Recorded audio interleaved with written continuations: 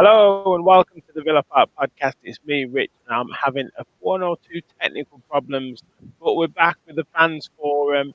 So please smash that like button. Please hit that subscribe button. Help I'm past 4,500. We're on the way to 5k. Um, so yeah, like, subscribe, and get your comments in. We've got loads to talk about as always. We're going to talk the aftermath of the USA tour, preview the next couple of friendlies. I'm going to get Kev and Sam's views on where we are at with the pre-season so far. Have we got any concerns? And obviously the big elephant in the room, John Duran. What do we do with John Duran? So yeah, let's get into it. Kev, how you doing, my friend? Yeah, mate, not bad. Not bad. Getting a bit bored now without the Aston Villa playing.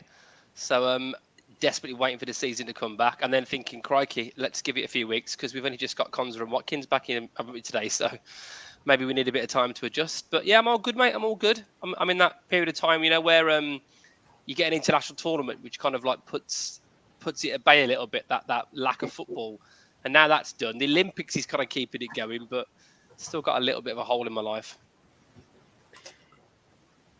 Yeah, no, it's a bit of a strange one, isn't it? We're waiting for that season to come, but I'll get your thoughts in a bit. But first of all, Sam, how are you feeling after? You're excited for the season to come. Evening, lads, and everyone else. I'm a bit like Kev. I've just been waiting. I haven't taken much heed of the Olympics.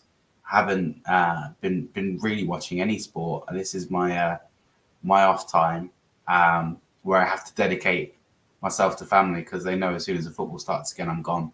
So that's that's my general plan. But yeah, really excited to have the season back and kind of like looking forward to the transfer window being closed and all the Twitter ITKs and links and everything like that. Just ready to get some football back and do the talking on the pitch. Yeah, I don't think the Twitter ITKs will stop until September the 2nd. So I think we're going to have a bit more of that to come. Yeah, I'd assume so. I'd assume you're probably right. But hey, we can keep our fingers crossed and wait for the season, can't we? Exactly. Yeah, exactly.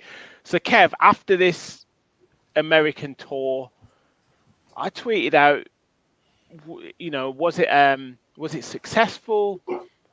Was it a little bit indifferent, or was it, have we got quite a few concerns? And it was quite mixed. I think lots of people thought it was successful in terms of branding, and obviously we saw the big branding in Times Square, and the players training in hot weather, but and getting their fitness up. But there was also an element of I guess a tinge of disappointment and maybe a few concerns about like squad depth, players fitting into the system, not enough creating enough chances. Where do you lie on the whole American trip? I think it's a bit of a mixed bag, really. I mean, all the things that you say, I think from a branding perspective, it was, to be Times Square, like absolute, like what an iconic place in the world. And for Aston Villa to be on there with such a glamorous, sort of big, loud, classic American advertisement, I think is pretty fantastic. Obviously, there's a lot of the major players weren't there or didn't feature. Even obviously, McGinn didn't obviously play straight away on the tour. Players that have been away with their countries in international tournaments, and that's quite a few players. You've obviously got Martinez, you've got John Duran. More about him later. Ezri Konza, Ollie Watkins, Yuri Tielemans. And you've got a lot of players that have come into the squad. So it was always going to be an opportunity to see how these players get on. I think that there was some players that did, from the highlights that I saw of some of the games, I saw a bit of some of the games, first half a bit, thought there was some decent stuff. But I still think the reality is it does have a few questions still open. Weakness at the back, weakness up top. I think that those things are still there. And are we missing Louise? Have we replaced what Louise can offer? But I think until Tielemans is back in, I think a lot of us think he could be that guy. But those questions aren't going to go away. I think there's questions in wide area as well for me still, really. Obviously, Dobbins today been announced going to West Brom. Philogene obviously come in with the Arby going. There's a lot of pressure on Bailey, isn't there, to replicate that form of last year. So I do think there's a lot of questions, a lot of positives. Sure, the tour, it's a good place to go. It was good for branding, all that kind of stuff. But I think they'll be pleased to get back to the UK and really, really get building out towards that first game. Yeah, no, I agree. I think it is a bit of a mixed bag. I would have just liked to have seen. I know it's not about results as such, but I'd just like to have seen a little bit more fluidity. I'd like to have seen a little bit more chances created. I don't know how much you watched of it, Sam, but we've seen Ezri Konsa, Emi Martinez, and Ollie Watkins and John Duran, but we'll talk him in a second. But I was hoping for a bit more depth to cover those three players that were missing. And I just think it's highlighted the importance of those three players even more this kind of period of time. I don't know what your thoughts on it, and I don't know if I'm a little bit concerned about that. Yeah, I mean, it answers your first question. I only watched the highlights for most of the preseason because I wasn't able to stay up that late, unfortunately, to watch the America tour. And if I'm being honest, I don't put much stock into preseason games anyway, because last season we did really well in preseason. Philogene looked brilliant, Diaby looked brilliant, and then we ended up getting battered 5-1 on the first day. Philogene went on loan, and Diaby was quiet for most of the season. So it's one of those where I wouldn't always pay too much attention to preseason. But I guess from my perspective on the depth, I think we've spent a lot of money, and I think generally and overall we do have a better squad depth. Mostly, I'd say in the midfield, but also sort of like cover at left back. My friend Costa, whose last name I can't pronounce, an option at right back. Him and Matty Cash. So I'd say maybe still a little bit short at centre back. Goalkeeper, everyone was talking about having a better replacement goalkeeper than Olsen. And obviously up top, when we'll come on to Duran and Watkins and Archer, I'm sure, at some point. But I think the reality is, and you've got, not that we don't need to remember our place, but I think we also, need to be aware that, like we are Aston Villa. Like for us to have only three key dependencies in a team, in Ollie Watkins, who was one of the best strikers in Europe last year, statistically speaking, Ezri Konsa, who for me is arguably the best centre-back in the top 5 leagues, and Emi Martinez, who is the best goalkeeper in the world. Like, those being players that are hard to replace is inevitable for anyone. And I think it's just a testament to how much quality we have at goalkeeper, at centre-back, and up top in Martinez, Konsa, and Watkins. So, yeah, look, it's not going to be a like-for-like switch out for every player on the pitch. I don't think any team can do that, maybe apart from Chelsea, who've got a 45-man squad. And even then, they're not always replacing like-for-like. So I think, look, there's still players to come back from injury. You've still got Kamara to come back. You've still got, you've still got Mings to come back. Emi Buendia's just come back into the fold. Jacob Ramsey. I think overall our squad strength is really good, but it wouldn't go amiss to and I wouldn't be surprised to see a couple of extra signings come in, but only if they're the right ones. I don't think we're going to go out and panic buy and do anything like that. We just, like you say, Rich, pre-season is time for getting fit, for trying to understand the coach's message again, and sort of just recouping after the summer break and after the Euros and stuff like that. So I'm not too worried about the results, but I do get your point. Yeah, I do agree. And Kev, I think we've touched on this the last couple of weeks, and I think me and Sam might have discussed it. Douglas Luiz, Moussa Diaby, there's goals there, and possibly John Duran. Again, we'll talk him in a second. There's two players there that have gone, created a lot of goals and also scored goals. We've got Emi Buendia and Jacob Ramsey to get back to full fitness, hopefully. Are you confident that we can fill that void that they're leaving in terms of the goals scored? As it currently is, no. Do I think we will? Yeah. I think I'll be absolutely amazed if we didn't bring in at least 2 more players in, well, centre half and attacking wise. I'll be amazed. I'll be amazed. I think right now, if you look at it, we've made some good signings this summer, and I think is a really, really great signing. You know, I think we'll see that. Barkley's not that marauding number 10 type player he was 10 years ago. He's more of a deeper line midfielder now. You've obviously got Ian Matson, gets forward really well, but I don't think you're going to replace the goals of Louise and Diaby. You're probably looking at 20 plus goals there, aren't you? Assists on top of that as well. So I do think we need to bring someone in. Irrespective of what happens with Duran, I do really believe that there is something big in the offing. But I think if we were to go with the season now as it is, and to think that, it's going to be a returning Buendia and a Philogene that's going to replace that, then I just think that we're smoking something. I just don't think it's going to happen. And I don't really believe we'll go into a season on the back of finishing 4th last year, Champions League campaign, wanting to really consolidate, our title chasing credentials for as long as possible this season. If you want to play with the big boys, you got to have the right kind of personnel to do that. And by all accounts, I know we haven't sold Duran yet, but we're not that much in terms of net spend, are we? Really, with the money we've recouped. You look at obviously the Louise deal, the Kellerman deal, etc., the Iroganum deal. So I would be very, very surprised if we didn't do more business. Can I also just say, when you talk about replacing Douglas Luiz's goals, he got 9 goals last season. 6 of them were from penalties.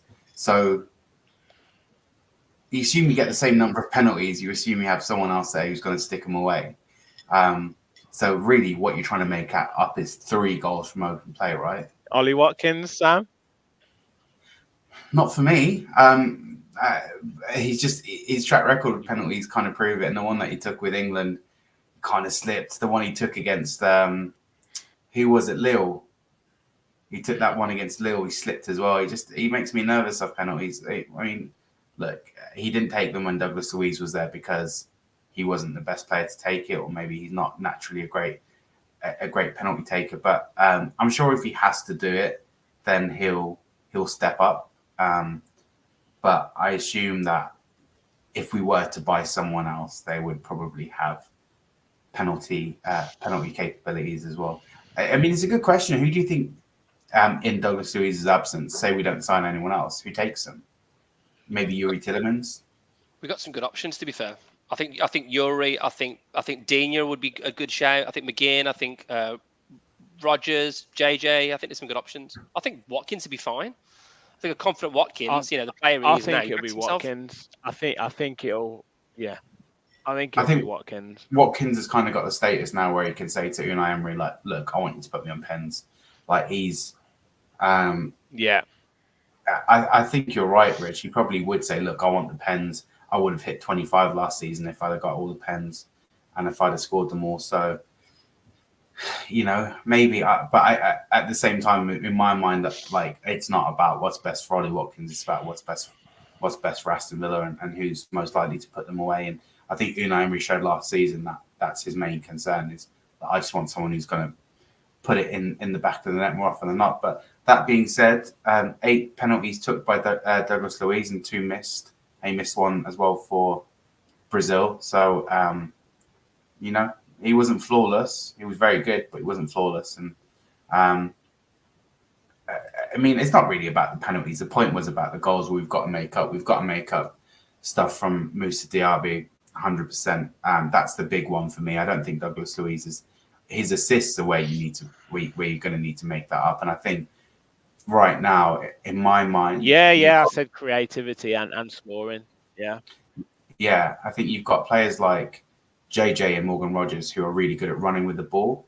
And I think Morgan Rogers, you saw a little bit in pre-season, like the eye to sort of feed the ball and sort of pass more. Maybe that's something he's been working on, to be more creative, as more of an assister rather than just a goal scorer. So But I think apart from Morgan Rogers, I don't really see anyone playing those super clinical balls. Maybe Yuri Tielemans, but I think we're definitely going to need to. For me, the priority should be getting a creative player, because the big problem we had last year was, now that everyone knows Aston Villa can play football, we were competing against that low block for a big part of last season, and sometimes it's really hard to break that down. And you can't do it just with perseverance. You need creative, and that's what we found last season. We play it all the way up to the final third, and then kind of, in some instances, not all, obviously we finished fourth, we had a good season, but in some instances it was kind of begging out for someone who could just do something a bit naughty and a bit silly, and I think that's what we're looking for. Yeah, agreed. Few comments coming in, lots about who's going to take penalties. LG says Yuri. Michael says Watkins on pens. No. Marine Boy says McGinn or Rogers. Villa 1982 James says McGinn on penalties. Michelle says Rogers, and quite a few people saying Yuri, and few people saying it's a bit of a mix, to be honest. But I think a few people saying Yuri or Ollie Watkins. So we will wait and see. So let's talk. I guess these next two games, Kev, we've got Bilbao tomorrow night, Wednesday night, and we've got Dortmund on Saturday. I mentioned on my match review after the last game against Club America that I haven't really seen a system of play yet, or a way that I can see us creating chances. And I think Unai Emery will maybe be slightly concerned that, yes, he'll understand that players have to get used to his style, but maybe be slightly concerned that, are they picking it up as quickly as he wanted them to? I'm not really seeing a way of getting down the sides and putting crosses in. I'm not really seeing through balls. I'm not really seeing runs down the channels. I'm just not really seeing any way that we can say, right, this is how we're going to create chances. This is how we're going to set up. What I'm going to say is the next two games, what I'd like to see is some of those patterns of play coming through a little bit more. Is that something that you're thinking we need to see, and Unai Emery will want to see? Yeah, I think definitely. Look, it's easy to say, well, you haven't got, you guy from the back, Martinez dictating play, setting the tempo, from the back. You haven't got Konza and you haven't got Watkins, but they talk about these football clubs now being able to play the same way through all of the different teams, an under-18 team, an under-21 team, playing the same style of play, like you see with the Man City, like you see with the Liverpool. So for us to be missing 3, 4, 5 players, whatever, you should still see it replicated. Sure, new players coming in, getting used to the system. You have to expect it might take a bit of time, but there has been a lack of ideas. I haven't seen loads of pre-season. I saw half an hour of a couple of games. I did see some pretty nice sort of breaking the press passing, and just lacked a bit of spark and tempo and intensity. But maybe that's to be expected from a team that's on pre-season against teams that are playing at the peak of their season. But it does look like we're a little bit devoid of ideas. And I don't want to sound like Stevie Gerrard, but moments of magic were sorely missing. And it also brings into questions about whether some of the players we thought might be able to do some of the things on a regular basis, such as a Barkley, such as an Illing Jr. Is Archer the guy to replace Watkins if Watkins is out? I don't think some of those questions have been answered. So yeah, it would be good to have a couple of really confident performances, and I would expect him to possibly play a slightly more stronger team from the off. Well, I don't know. I mean, is he going to change his way of doing it? I just expect us to probably think about getting a result now, because if you get 4 bad results on the bounce, albeit in pre-season, it doesn't bode well, does it, for starting the season? Yeah, it's just interesting, because I know we say that, yes, it's pre-season and no one really cares about results, and we can rationalise it by saying we did well in pre-season last season and got some good results, but then went into the Newcastle game and lost 5-1. But you could certainly see a pattern of play, and had we won the games in America, we'd all be buzzing and saying, oh, it's brilliant, look how well these players are playing, look how good they're doing. But the fact that we haven't really done much in pre-season, it's been a little bit disjointed. We're rationalising it by saying, oh, well, it's all about fitness and it's not really about this, and let's talk about this.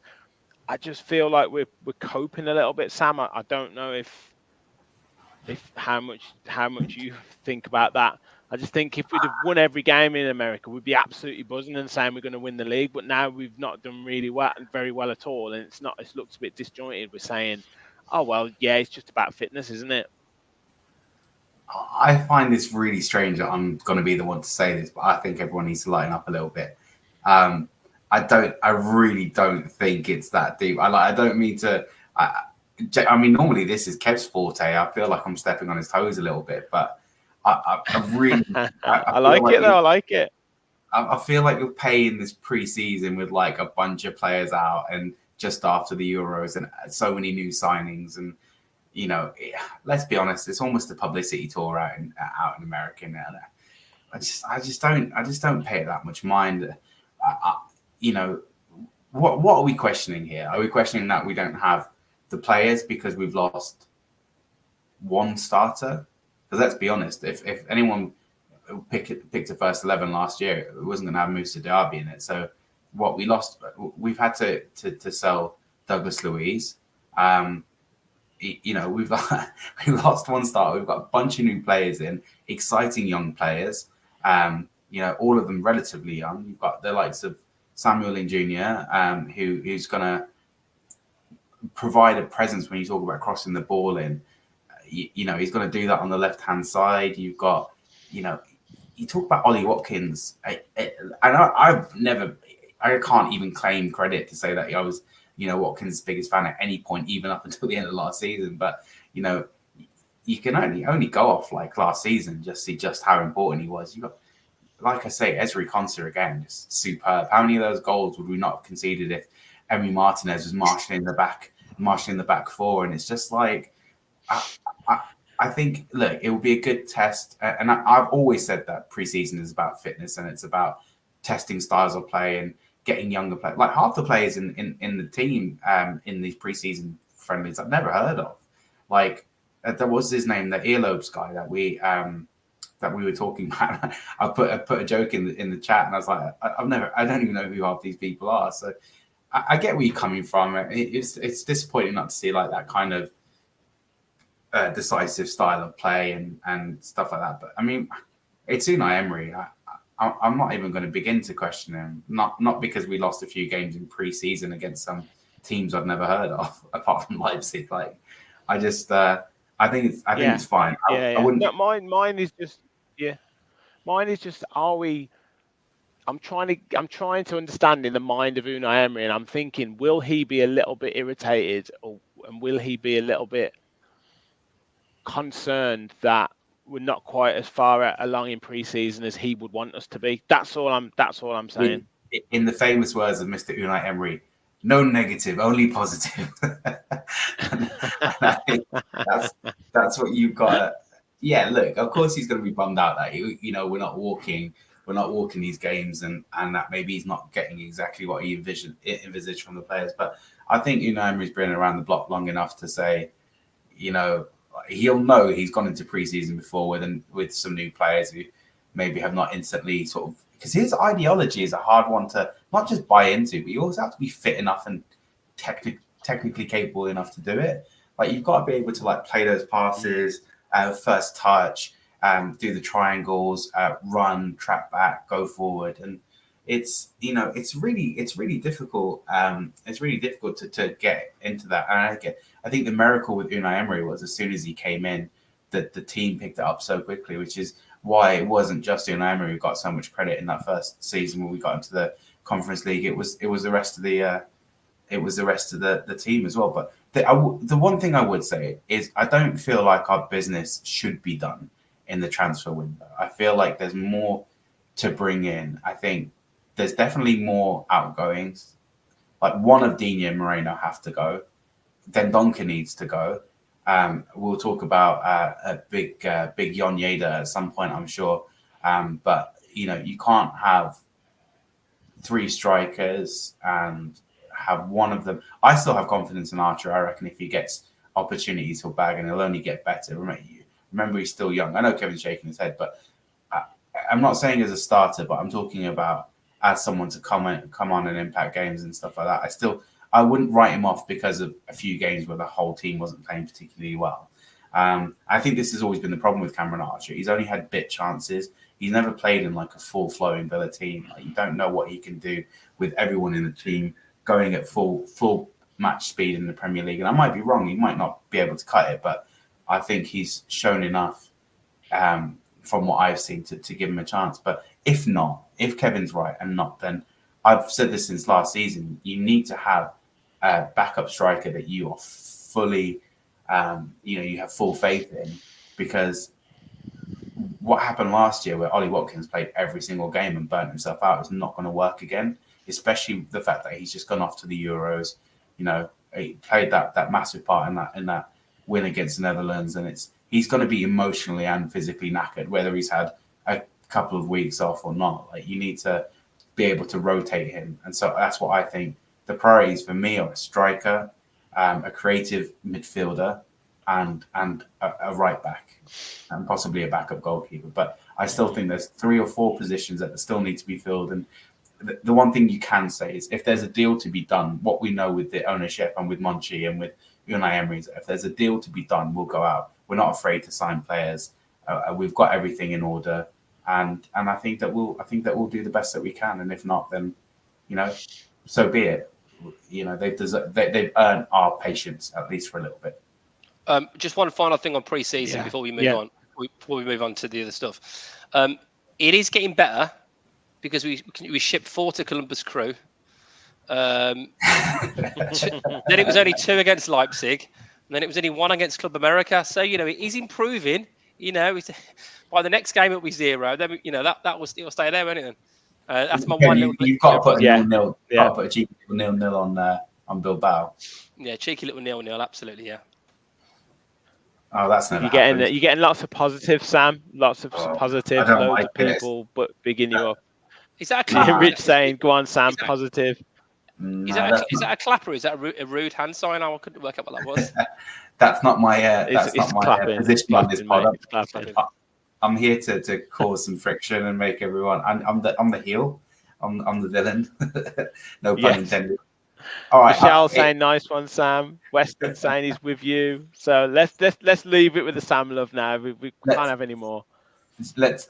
I've been doing this, Kevin, and in the last pod that I did with Rich, I like asking some tough questions to Rich, and he doesn't like it, and I think the audience like it as well. So I'm going to ask you both the question: Is that if there's any transfer that you've seen another Premier League club make that you wish Villa had made?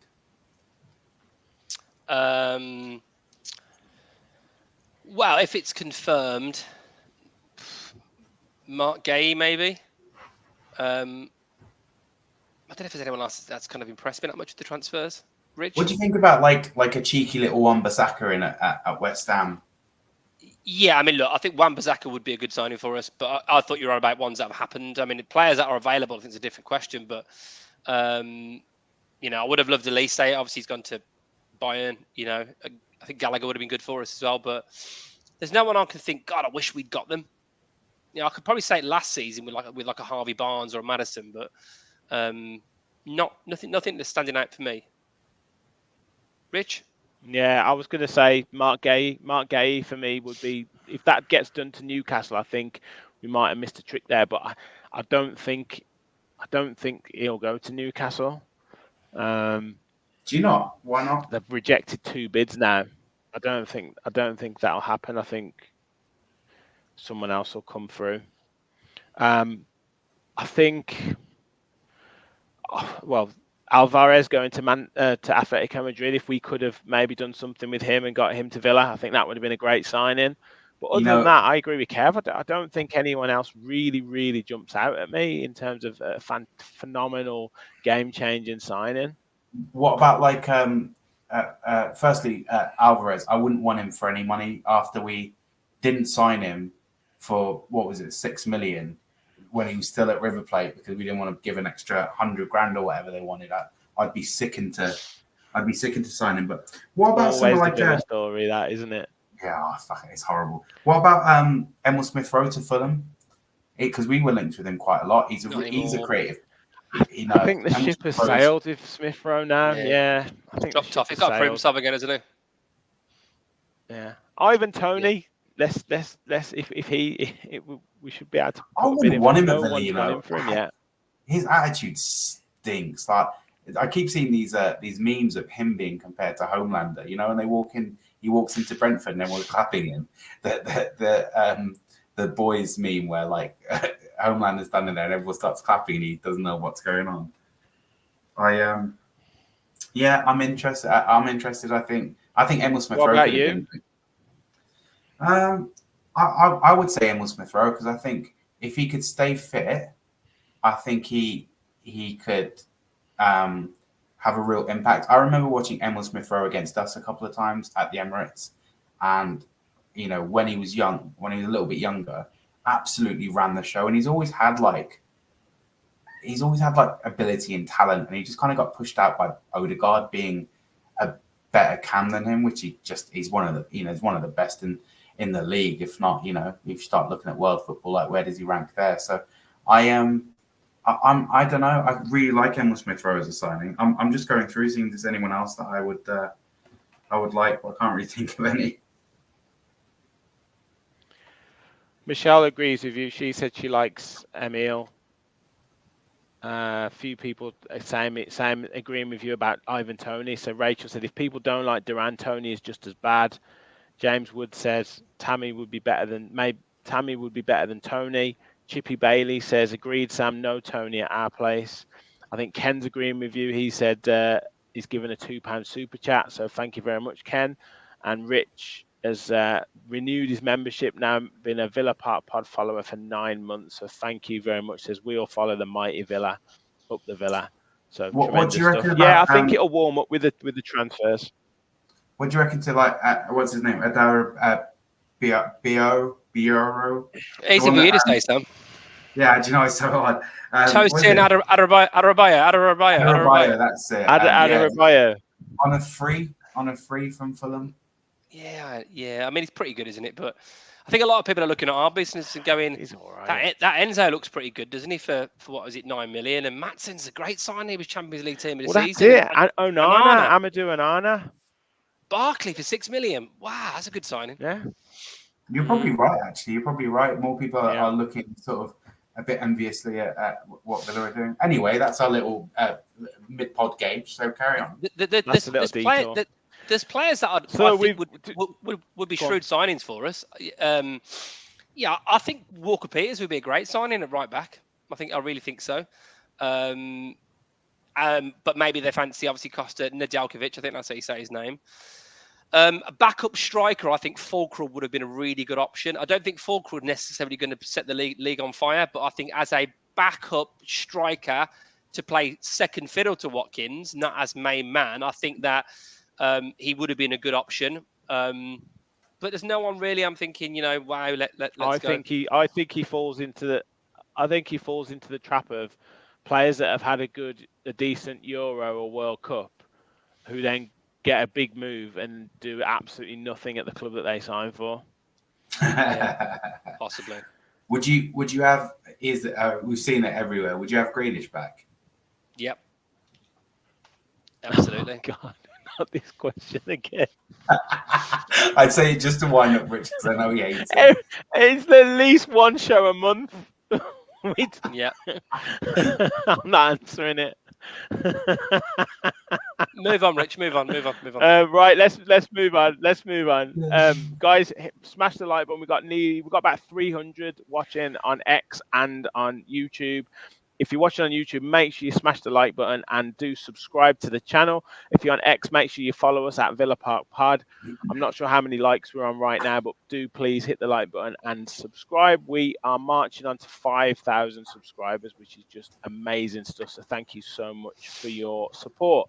So we've teased it with the elephant in the room.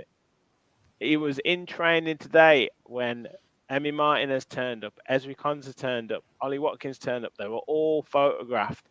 And then we saw a sheepish photo. I was going to upload it. I haven't uploaded it, but we'll use this one of a Mr. John Duran. There it was. Mr. John Duran appearing. And then it got a bit of a chat in our group. Kev, you put a tweet out as well. What are your thoughts on John Duran integrating back into the squad if it does transpire? Well, as I said in my tweet, I think it's a win-win situation for Villa. The one thing about the point I was making about Fulcrum, by the way, for Villa was this: it's the Harry Kane issue, isn't it? At Spurs, like if Watkins is going to be fit all season, he's going to play pretty much every game, other than maybe a couple of, early European games, maybe, and dead rubbers and a Carabao Cup game. It just is, unless he's, as long as he's fit enough. So you need someone that's going to play second fiddle. That's why that kind of signing, I always thought we'd have probably some eye on maybe a European continental talent, maybe early 30s with a bit of experience. Fulkrug, I think, could have done that. But I do think if we're going to go in this system with Watkins, I think you could argue that there are not many better options out there than John Duran. He's got experience now. He's a live wire. He's a maverick. He can score goals. He can certainly get yellow cards as well. But if you want someone that is able to now, I think, start games and who can step in and do a job, unpredictable as he is, you're not going to get much better for what did we pay 18, 19 million for him? The issue, obviously, with John Duran is that he thinks he is, as I said in my tweet, the reincarnation of Jesus and Elvis.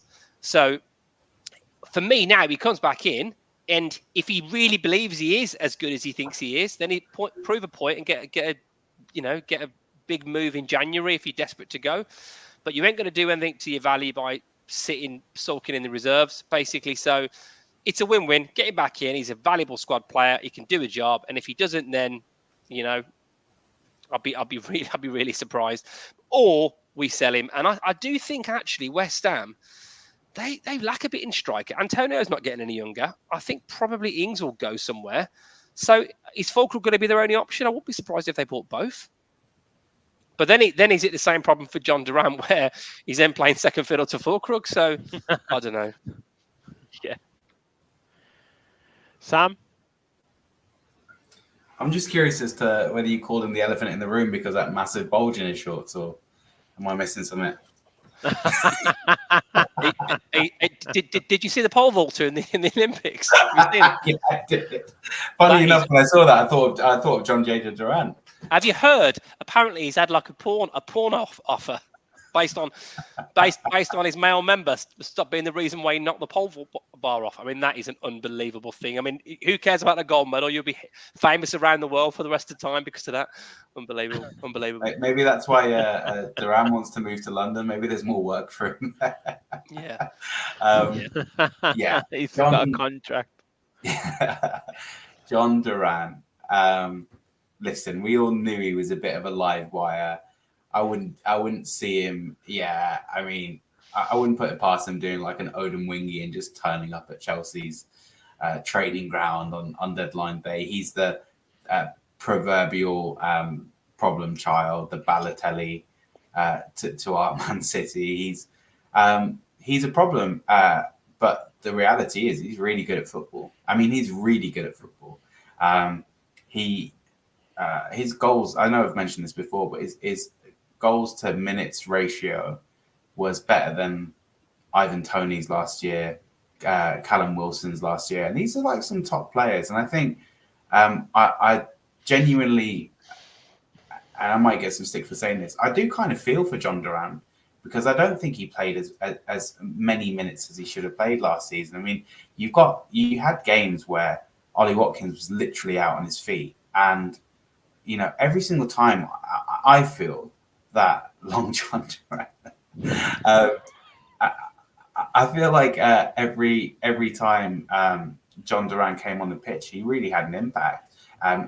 Not least that game against Liverpool, where he scored some really important goals for us.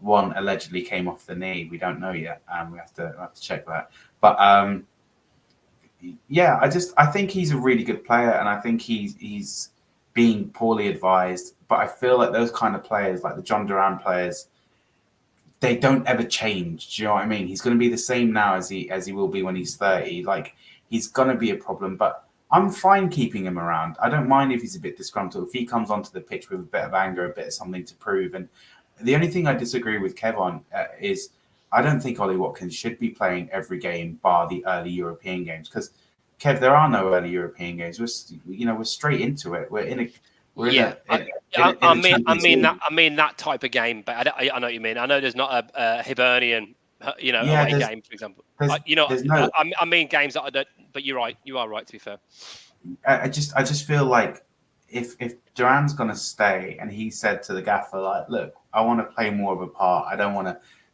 you to give me 7 minutes at the end of 10 games this season and see what I can do in that time. I want to give it a go. I want to be trusted a little bit. I think you've got to let him do that, even if that's to start some Premier League games to give Watkins a rest, or whether it's, if it's the right fit tactically, because you've got to remember he's a very different type of striker to Ollie Watkins. He's not a like for like.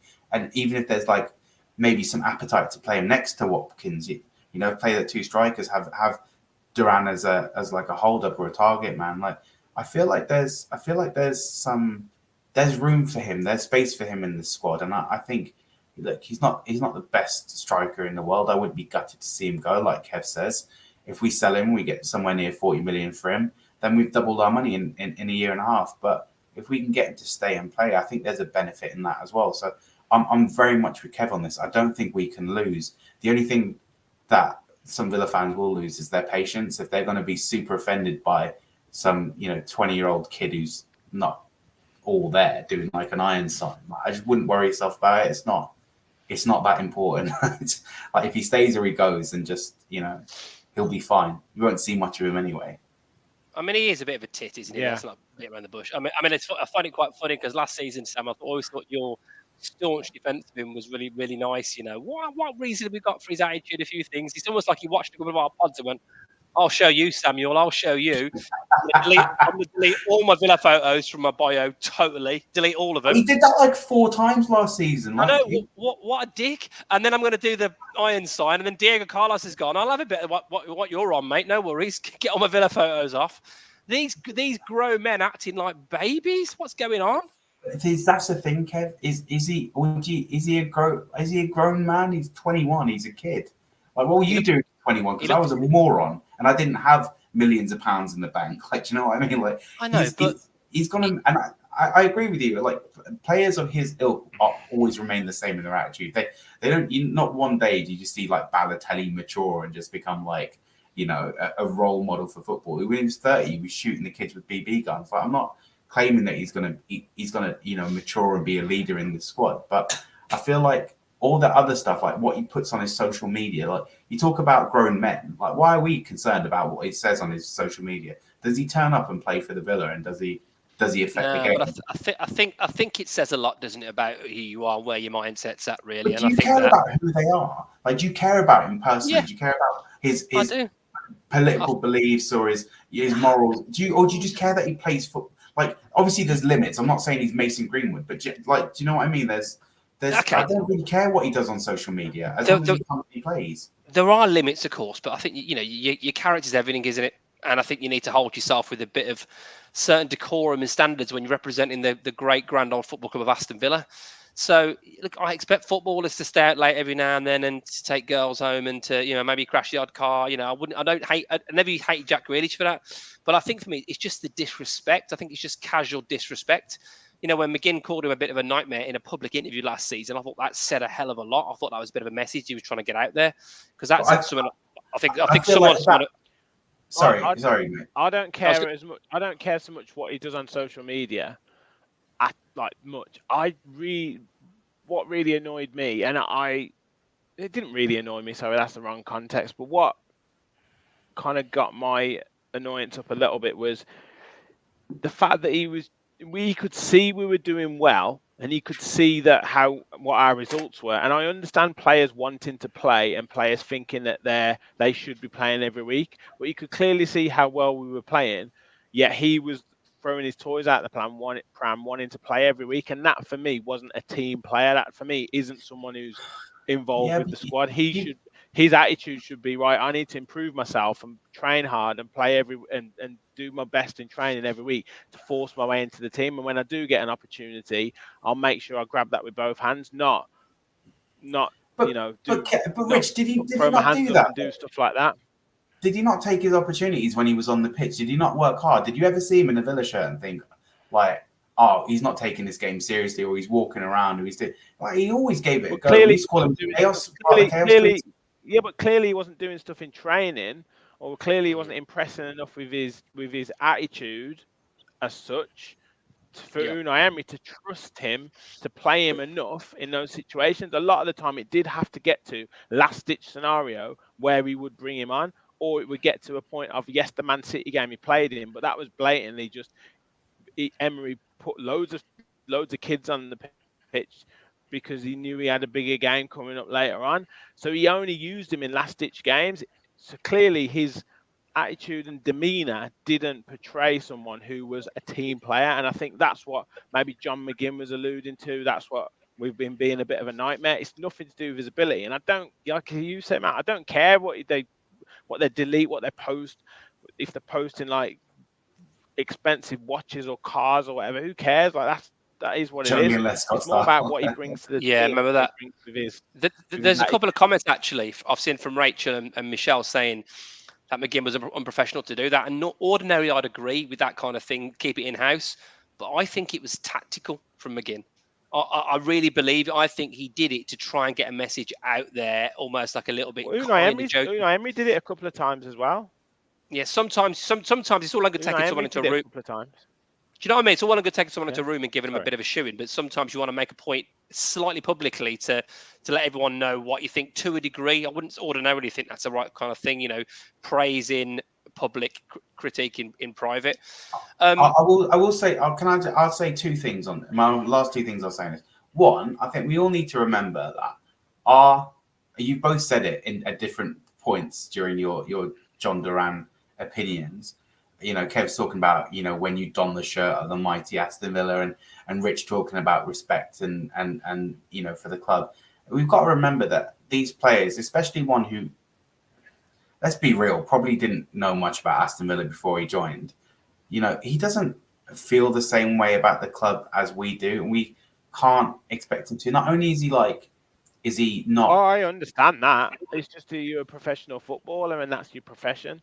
No, I get that, but he's not a Villa fan, and he's not even he might not even really understand the magnitude of where he's playing because he's not from this country. You got to get with the program. I think No, not you. I mean, John. I don't disagree. He's an adult, and you can't make excuses for people. That's like patronising him. I don't think it's patronising. I think it's just saying look, the reality is if he's pushing away for a move, a lot of people take that quite personally. Forget all the hammer signs and whatever you consider disrespect. Let's just talk about the basic principle of him not wanting to play for Aston Villa anymore and wanting to move somewhere else. A lot of people take that personally because they're like, oh, he's disrespecting my club. But the club probably doesn't mean as much to him as it does to everyone else. That's my first point. Just a consideration, something to add a little bit of fuel onto the fire. The second one is, if Villa felt that strongly about it, when they got a £32 million bid for him from West Ham, they would have said yes. So let's have it right. Mm-hmm. The club clearly value John Duran, because if they can make a £12 million profit on a player that they don't want at all, then they would have taken it. I don't even think it's smart business sense, because if he's, like you say, a nuisance or a nightmare in the dressing room, and you'd be well rid. Clubs often break even or even lose money to get rid of players who are causing tension in the dressing room. So I think you've got to take that into consideration. I think Aston Villa knows how valuable a player he is and what he does add to the squad, and they don't want to let that go unless it's the right money. So I think it's worth just taking the example from the club as to how valuable is John Duran. He's worth more than £32 million to the club, plus a really highly rated youngster from West Ham as well, who West Ham didn't really want to lose. So I think it's one of those things where you have to put it into context and think to yourself, really, if he's given a chance and he plays to his ability, is he going to be a net plus or a net loss next year for Villa? And I think with the options that we've got now, I think I'd rather have John Duran than not until we've got a replacement. Yeah, I don't disagree with that. I totally agree with you there. I would hope that Unai Emery's had a conversation with him. I would hope, and there's nothing wrong with ambition, and I totally understand that, football players are professionals and they want to get the best for their career. I don't particularly care if a player leaves or says that they want to leave, because we're saying that we want Dendoncker to leave. We're saying we wouldn't be bothered if Diego Carlos leaves or whatever, because we think we can get better. So that is the cutthroat business of football. Players leave, and fans want players to leave. It's more for me is what his attitude or what his application brought to the team. And as I say, you want everyone pulling in the same direction. And at times, when we were doing very well last season, I didn't feel that his attitude was with the team or for the team. That's just my opinion. Fair enough. Yeah, I mean, I get where you come from. I think ultimately we'll see. The only thing I would say is, if we're not going to get in a suitable replacement for Duran, then I'd rather him be there than not. We're talking about opinions. That's my qualified opinion. Is I don't know. You talk about depth in the squad and options and stuff, like, especially if neither of you rate Archer as well. I'm quite comfortable with Archer, but I think he's a very similar player to Ollie Watkins. Like, he'll run the channels and he'll bag you a goal or two, like, and maybe not press as well, maybe not do some of the stuff as well as Ollie Watkins. But if you want a different type of option, especially you, Rich, with your love of men over 6 foot. Look, I think he's a really great player in there. I think there is a real player there. Absolutely. All right. What do you reckon, Kev, at the end of the transfer window, is John Duran still a Villa player? Yes or no? Unfortunately, because I don't think we're going to be able to replace the Duran gags with whoever else comes in. And that's the reason why I want to keep him, really, just for us to do lazy comedy. But no, I think he'll be gone by the end of the window. I think we'll bring someone else in, and I think he'll maybe go down the pecking order a bit. And I think if there's been enough rumours out there, I think someone will go for him. And who knows, maybe it works out well for us. We end up getting a ridiculous offer from Saudi for him and make even more money. Rich, who knows? I think he stays. Okay. I don't think there's anyone else like Chelsea went in for him, West Ham. I think that's cooled down. I don't see anyone else in the Premier League buying him. I don't think Saudi's a good move for him. I think he has conversations with Unai Emery. I think there is potential option for him to play more this season. So that might satisfy his ambitions a little bit more. And maybe it's revisited in January. Interesting. I'm with Kev. I think he goes. I think Villa are trying to sell him, but they want the money they want for him, and if not, they're prepared to keep him. But it's a really interesting one, actually, and it's funny how divisive stuff like this is, and you could just have to look at Twitter and even just the chats. I'd like to see the juxtaposition. You could do a whole pod on this one thing. Yeah, absolutely. I mean, really, we should have sold him to Chelsea if there was an option. We went in too hard. We asked for 50 million and sell-on clauses and stuff like that. But yeah, I think it's really interesting. Who knows? Wait and see. Yeah. Great chat, boys. Great debate. Guys, we have over 350 people watching across YouTube and X. I just checked and we've only got 62 likes. So please do hit the like button if you're on YouTube and you haven't already. It really does help the channel grow. Make sure you smash that subscribe button. We've gone past 4,500 subscribers just the other day, on the road to 5K. So please, if you haven't subscribed already, please do smash that subscribe button as well. And keep your comments flying in. We did have a question earlier, Kev, from Rich, who obviously has renewed his membership tonight as well. Do we sell Carlos? If yes, who would you like us to get in his place? Because we would need to replace him if sold.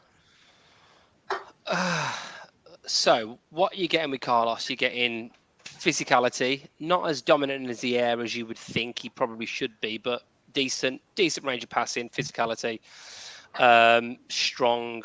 Can't forget with Carlos, for all of the Villa fans that think we probably could do better, and I probably agree, he was key in most of our big wins last season, in keeping the likes of Haaland quiet, etc. So credit where credit's due. After that horrendous injury he got early on, obviously in his early Villa career, I think he's come back well. So you got to think what you need. Well, if the rumours are right that Mings is not that far away, and you've got Mings and Torres on the left, you've got Konza. I think you need some kind of physicality.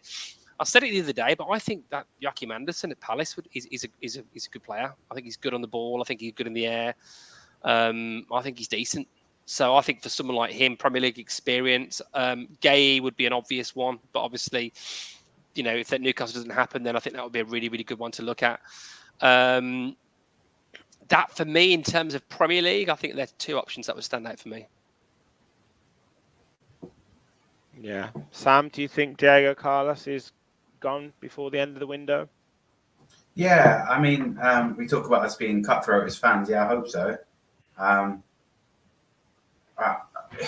It's strange because one of the best centre-back performances I've seen in recent years was Diego Carlos when we battered Man City. Just the way he absolutely handled Haaland. But I think his like really good performances have been too few and far between.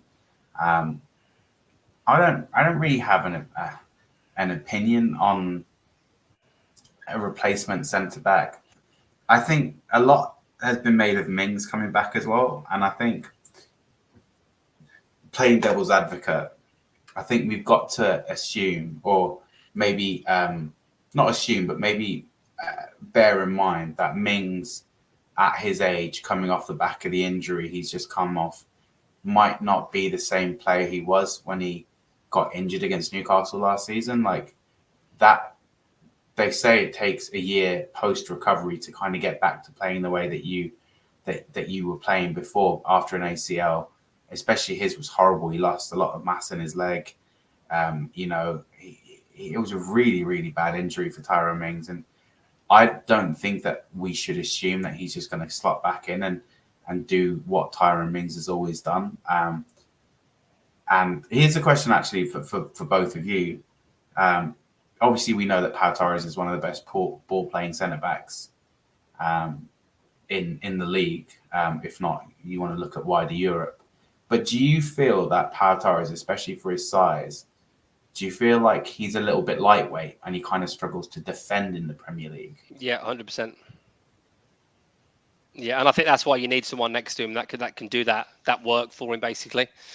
Who can pick up the load. I think that's helped out, by the way, in set piece positions by having a Ross Barkley and Amadou Onana, players like that actually around. You got more physical presence in the box. Illy Junior's on the pitch as another big unit. But I think he was better than I thought he was initially as the season went on in terms of winning stuff in the air, like Longley was to his credit. But there's no doubt there's a lack of physicality against certain centre halves, and you'd put your buddy up, wouldn't you? You'd put your physical centre half on your Haaland, you'd type your Ivan Toney type person, and maybe your second striker, whatever, you have Torres on. But yeah, I don't think that's up for debate for me, really.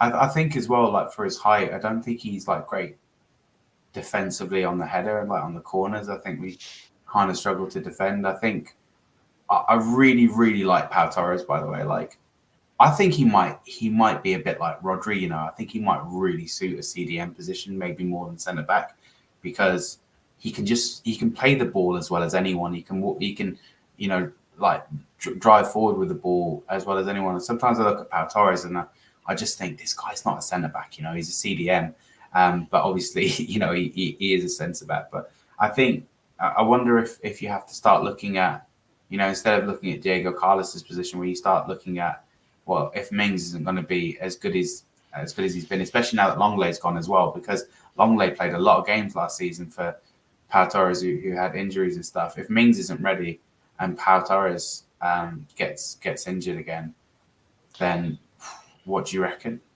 Or who goes in there? We need cover. I mean, loads of comments coming in on both Mings and Pau Torres. Richard said, I'm praying for Mings.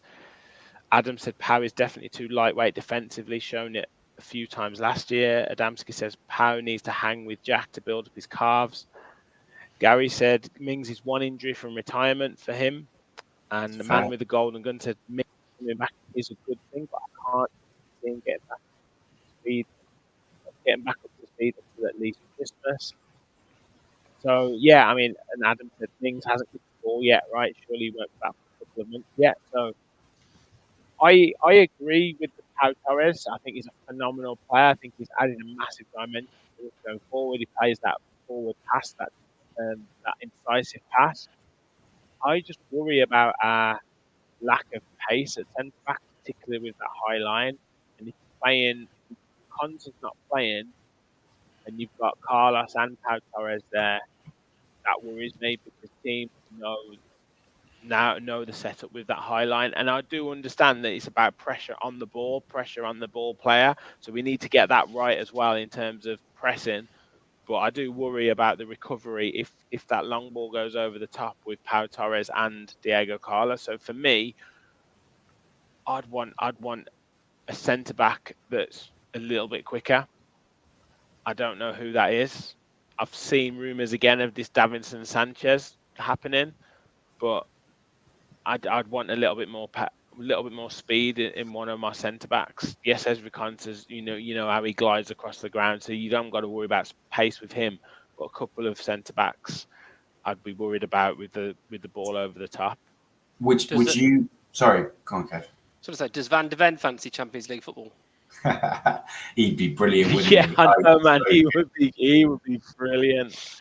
He would be good. Do you reckon then? Yeah, he would off be the back brilliant. of that, and talking about Pau Torres maybe being a bit like lightweight, do you think that there is maybe a place, either an idea to maybe shift to 3 at the back to give him defensive cover and let him do what he does?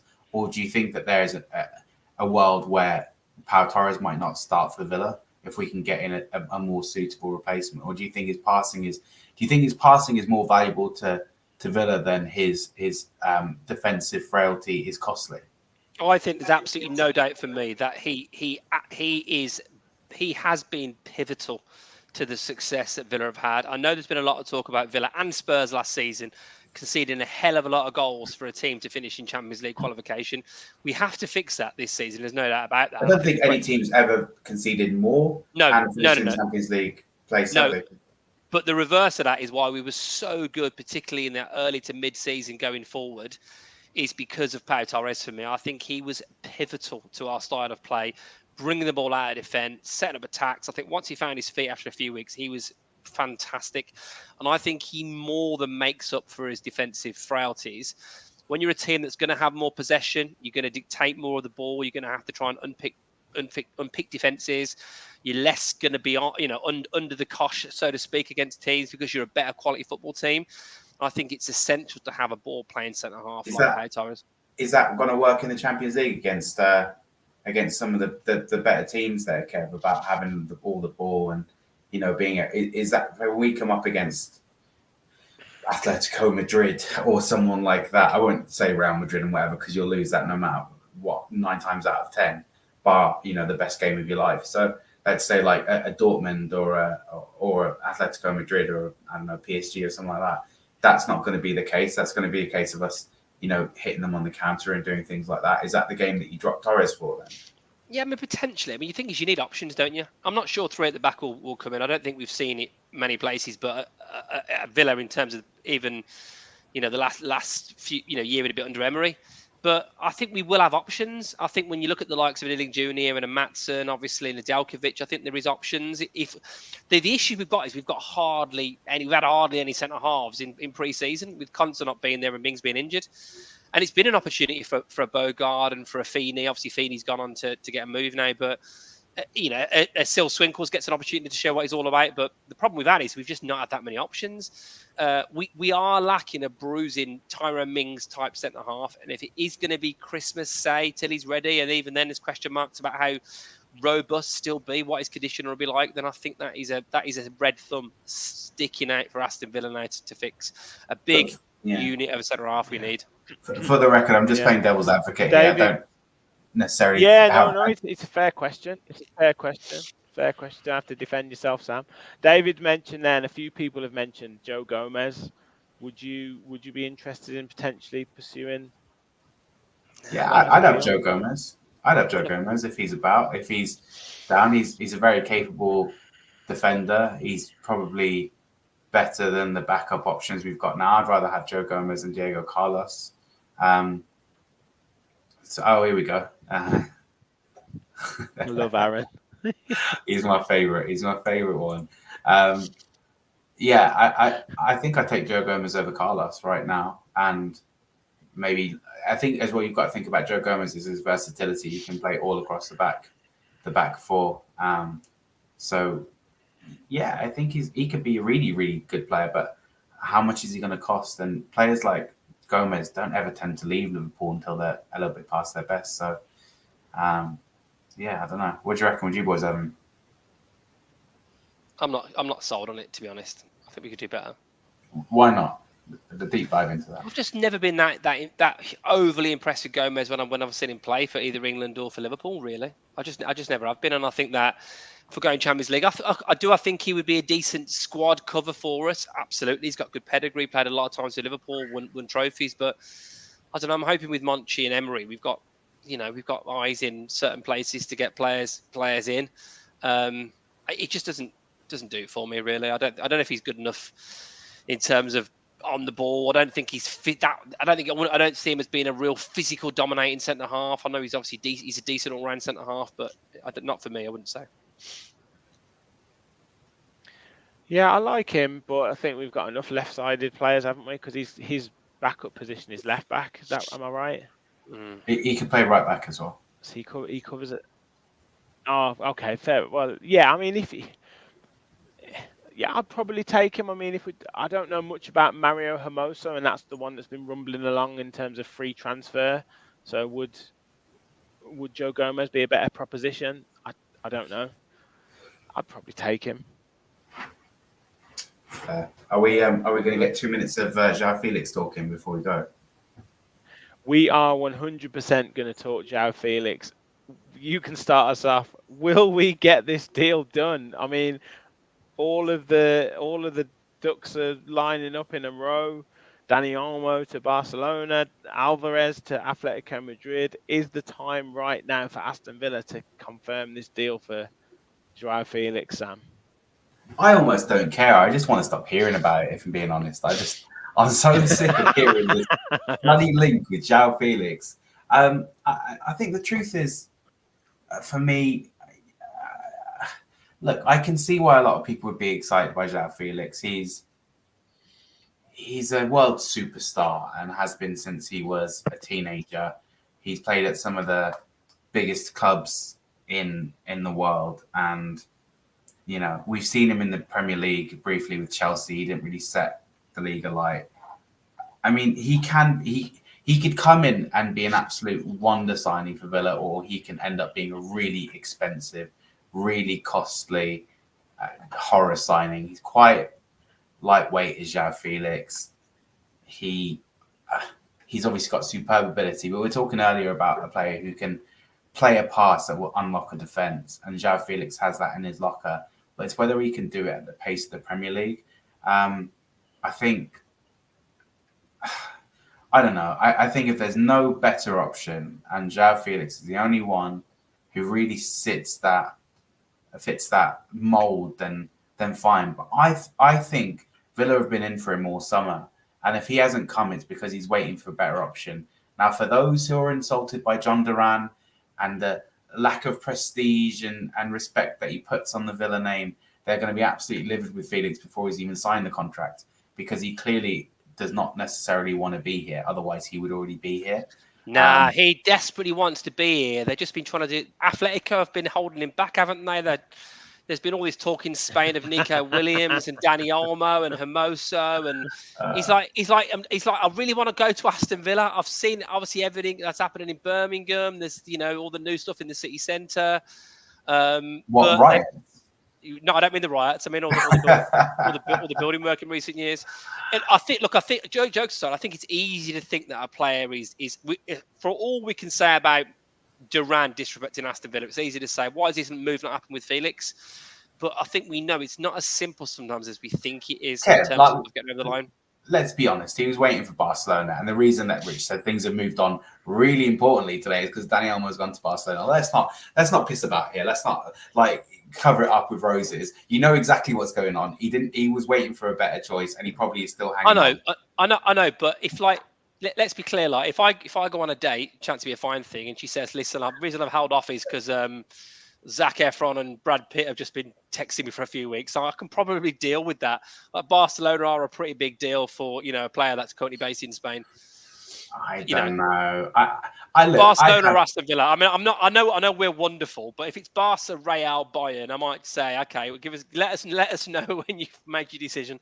No worries. I feel like, look, the problem is with players like that is they come to someone like Villa, and it's this idea of that I'm doing everyone a favour by being Doing here, us a favour, and not buying into the project, not buying into the culture, and thinking they must be shitting their pants that I'm wearing their shirt and I'm playing their games. And it's like we've got a really good collection and squad, and I think players like I don't think people give enough credit to how influential having someone like Emi Martinez in our squad is, especially for South American players and sort of I know he's Portuguese, but like sort of Spanish speaking, Portuguese speaking parts of the world who really look at sort of like South American football with a lot of reverence and stuff like that. And I think we're a team with some really good and important players now. And I think if you sold Ollie Watkins, you'd get more money for him than you'd have to buy Joao Felix for. So I don't think he's done enough in his career to warrant that attitude of being, the holier than thou and the big cheese. So I think, look, if we get him, I'm here for it because it's a massive statement signing. But I think the reality is we've seen it this summer. Even reports of him sort of like telling Atletico that he'll be on his best behaviour and he wants to contribute and stuff like that. I think we'll all know deep down that Joao Felix did not want to be an Aston Villa player, and if he is, it's because that's the deal that's been put on the table that he couldn't turn down. Yeah, I agree with you, Sam. I think a lot of it probably would have been done now, and he would have made the moves and the right noises to come. And I think if we're having that energy for John Duran and how people are criticising him, then you kind of got to have the similar thing for Joao Felix, not entertaining the idea of coming to Villa. And like you say, if he does end up coming, it'll be like he's doing us a favour. It'll be 100% like he's doing us a favour. And we've revised our decision on Joao Felix a little bit by saying, oh well, we don't know what's really going on behind the scenes. Well, that could be the same as John Duran. Like, yes, fair enough, he did the Hammers sign or whatever, but behind the scenes, he might be saying to Unai Emery, "Look, I'm committed to Aston Villa. It was a silly moment. Blah blah blah."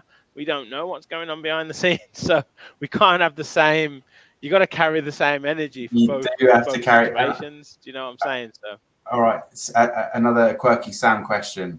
But I agree with you. If he does come, sorry Sam, if he does come, yeah. It will be a massive signing, and I would be absolutely amazed, and it'd be brilliant. And if he does kick on with his career, fantastic, and he does that at Villa, amazing stuff. But I don't think he comes. I agree. Right, with the money that we're going to spend on Felix, let's assume that it's somewhere in the region of 60 million Great British pounds. If we don't get Felix, and you have the exact same money to spend, who do you go and get? Well, you get Nico Williams, but you're not going to get him, are you? But that's what you get. No, that's not. How's that an answer? Don't tell me a player that we can't go get. I'm thinking, who do you realistically go and get? Who are you in for? Not a player who's worth twice that much money and we can't hope to get. Well, I mean, Eze, but they've lost Elise, so they're going to let go of Eze. Probably not. Jared Bowen, but he's not leaving West Ham, is he, when he's married to the most famous fan? I don't know. Listen, I'm on the Felix train. He's going to be a superstar for us, and he's happening. Yeah, you've been saying it for weeks. Keep the faith, and all this. Oh, these Coutinho players like 2.0. That's what he is. That's like saying all women, all builders. Hold on a second. Don't put words in my mouth. I'm just saying he's got a lot of Coutinho about him. Is all I'm saying. No, but you did say about 2 minutes ago players like this. Like players that have maybe lost their way a little bit, who were 24, that are unbelievable talents. I think there is fair critique about he didn't, pull up too many trees at Chelsea, but not many players did at Chelsea at the time in that 6 months he was there. And has anyone seen him have a good game since Benfica? There's an absolute baller in there. He's still really young, and I would back, if there's one manager in the world that can get a tune out of him to take us to the Champions League title, it's Unai, Mr. Emery. So Kev's answer to who would you buy instead of Joao Felix is Joao Felix. It's Joao Felix and Nico Williams. Kev, thank you very much for that. Yeah. Rich, who would you buy for 60 million? And no copying from the comments. I can see you reading them. I agree with what Rachel said there. I'd say Morgan Gibbs White or Goncalves. That would be my choice. I like is it Goncalves? I always thought it was Goncalves, so maybe I'm saying every name or wrong. Goncalves, whatever. Yeah. God, I don't know what it is. It's a really tough question. I don't know because I feel like I know players outside of England a lot less than I used to because I don't watch as much European football. But by the way, I'm with Kevin actually. I think that the best player we could go and buy for that money is Eze, and I'd have him all day over Felix. By the way, all day. So, Sam, can I ask you a question? Yes, mate. Are you auditioning for the TV game show host position tonight? No, this is my new thing, Kev. No, I like it. It's just a question. I mean, I'll be honest with you. One of my big things is ABC. Always be curious. I love a question. I think you're such a salesman, Kev, with your ABCs. No, not always be not always be closing. Not always be closing. No. It's different. It's not always be closing. It's always be curious. I say to my kids all the time. No one asks enough questions anymore. So I love me a question. All right, for 500 quid, Kev. Who is going to be Villa's leading assist player next year? The assist is going to be Den Donker. We're doing season predictions later on. No, I need to do a game show. I need to do a game show, like a game show style quiz. Thing. Yeah, you do. You need to be quiz master. Yeah, you definitely. I'm going to wear like a bow tie and everything. Definitely. I'd love it. Right, boys. I think that does us. What a chat! Great chat, and thank you, Engine 9, saying the best Villa podcast out there. Amazing. Cheers, so thank you for your support, mate. True, and yes, hit that like button, everyone, to help us on the road to 5K. What a great chat! As I say, an hour and 20 minutes. We could go on for longer, but we got to go to bed. But we'll be back later on this week with plenty more transfer talk. I'll do a match reaction after the Bilbao game.